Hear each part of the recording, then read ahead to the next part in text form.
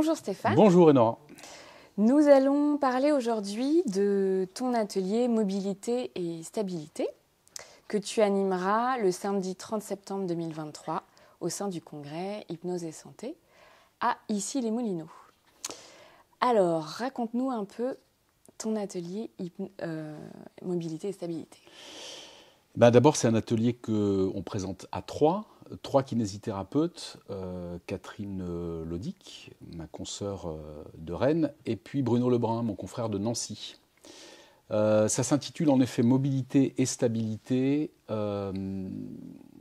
parce qu'en kinésithérapie, en ce moment, il y a quelque chose dont on parle beaucoup, c'est la kinésiophobie.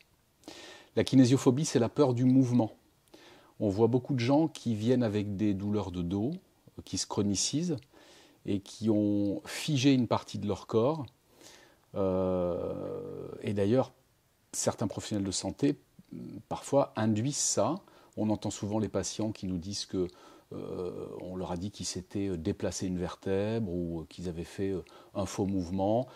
Parfois, dans les comptes rendus des radiologues, il y a un terme qui s'appelle instabilité vertébrale que les patients lisent. Et ça crée un effet nocebo important, avec des patients qui figent certaines parties du corps alors que d'autres continuent d'être mobiles.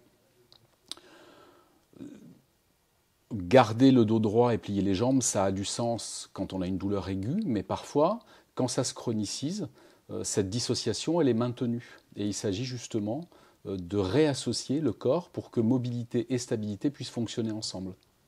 C'est marrant, tu vois, parce que je pensais que c'était la bonne solution de descendre en pliant les jambes. Oui, encore une fois, ça peut être la bonne solution en aigu, mais une fois que tout va bien, il faudrait absolument que le corps puisse oublier ça et puisse continuer à fonctionner sans que les personnes aient à penser à la manière dont il s'active et dont il bouge. Mais quand ils continuent à penser, quand ils continuent à être focalisés sur une partie de leur corps qu'ils immobilisent, on a à ce moment-là une dissociation corporelle et qui finalement auto-entretient de la douleur chronique. Est-ce qu'il faut être formé à l'hypnose pour assister à votre atelier ?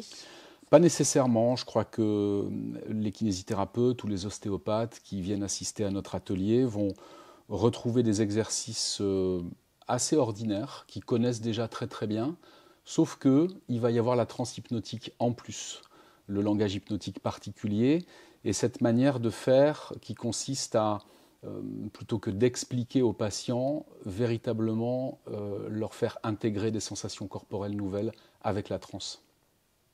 Ok. Et donc, votre atelier dure 3 heures. Vous avez 1 heure chacun de 14h à 17h30. À la fin de cet atelier, les gens repartiront avec des outils. Quels sont-ils ? Ils vont repartir avec des outils concrets qu'ils pourront mettre en pratique à leur cabinet de ville ou dans leur établissement de santé dès qu'ils rentreront chez eux. On va se répartir un peu les rôles avec Catherine et Bruno. Chacun utilisera les ressources des patients. Peut-être que Bruno utilisera le haut du corps qui est spontanément très mobile pour faire sentir de la stabilité à d'autres endroits. Et puis peut-être que Catherine partira du bas pour faire aussi sentir le haut. Et puis moi, je partirai peut-être du milieu du corps et du bassin, par exemple, avec des exercices très utiles chez les lombalgiques. Très bien, merci beaucoup Stéphane. Merci Enora. À cette heure-ci, nous ne connaissons pas encore le thème de la soirée de gala. Et non. As-tu une idée comme ça de thème ? Une idée de thème pour la soirée, c'est toujours une soirée déguisée, hein, c'est ça ? C'est toujours une soirée déguisée. On pourrait se déguiser en dissociés. On serait tous dissociés.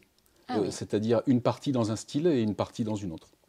Donc vive les dissociés alors. C'est ça. Il faut les réassocier un petit peu quand même quand on aura terminé la soirée. Ou le lendemain peut-être. Une réassociation de fin de soirée, c'est assez rare. Merci Bravo. Stéphane.